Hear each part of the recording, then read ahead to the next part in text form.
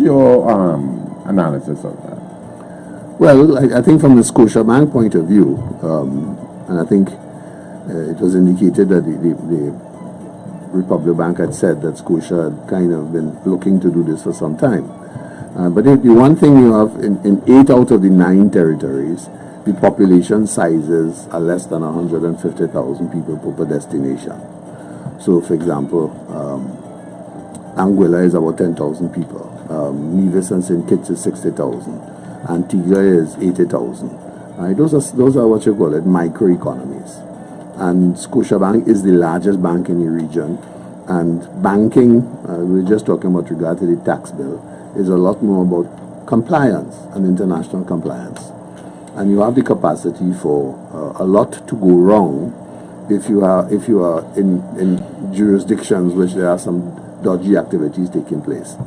Now, not all of those jurisdictions have, but some of them do, the ones that have exited, have substantial offshore sectors, which means that money is coming in from other jurisdictions or other places, and technically money is looking for home or alternatively to pass through for either laundering purposes or to hide their origins. So there's that risk. And in that perspective, I think that Scotiabank has decided that the business and the amount of revenue that they generate from those jurisdictions is not sufficiently large. And on that basis, it's better that I get out because the reputational damage is bigger than what I could afford. And what it will hurt my business elsewhere. And for most people who don't know, it's Scotiabank and the Canadian banks, for example, in the 60s were among the top 25 banks in the world. Right? They've been outmoded now on the basis of size. Economies have changed and the direction of trade has changed. But they still box above their weight in terms of international banking arrangements. For example, Scotia is very powerful. It certainly is a segment in China. Right? So that has some implications for them as well. So they have growing business elsewhere. Why do I need to put all the administrative structures in position for cumulatively what is less than 2 million people? Yeah. All right, so come out. And I think that's the logic and the background behind it, that the administrative expense really isn't worth the income that I'm generating. The one question I would have with that is that it never left Guyana through all the bad old days. What happened now when Guyana is about to grow? All right, so that would be my only question mark on that one. But I suspect that the answer will be the same with regard to Guyana. That from a risk perspective, I have more to lose than I have to gain from staying there. So on that basis, it will be time for me to come out.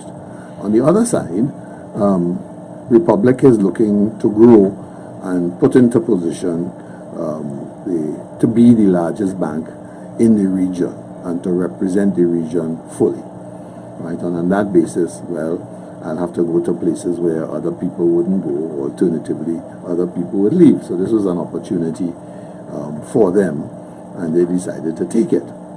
Right? So, well, we have to see how they will live with it, because Republic Bank has been, and it sees itself as sort of the natural inheritor to the Barclays Bank tradition.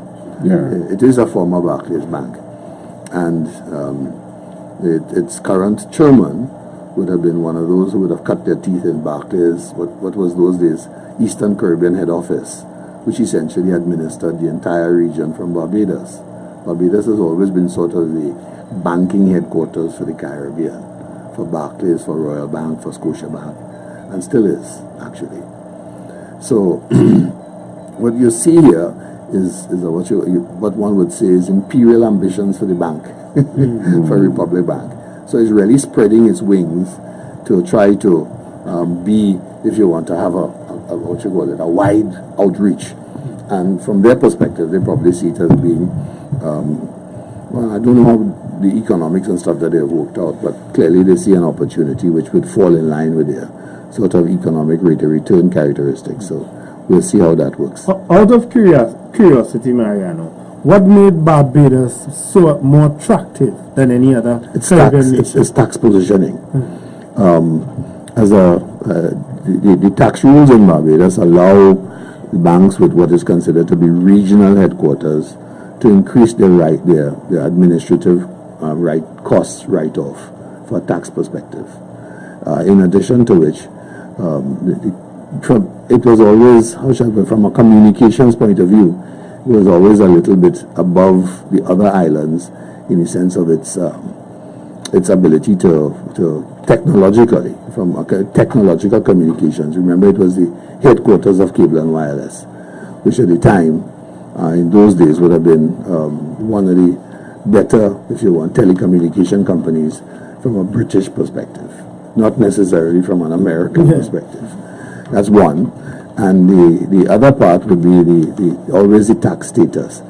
Barbados has always positioned itself differently, both as an offshore jurisdiction as well as a country which, for example, has met its international treaty obligations, and you would find that it has more double tax agreements and arrangements than almost any other country in the region.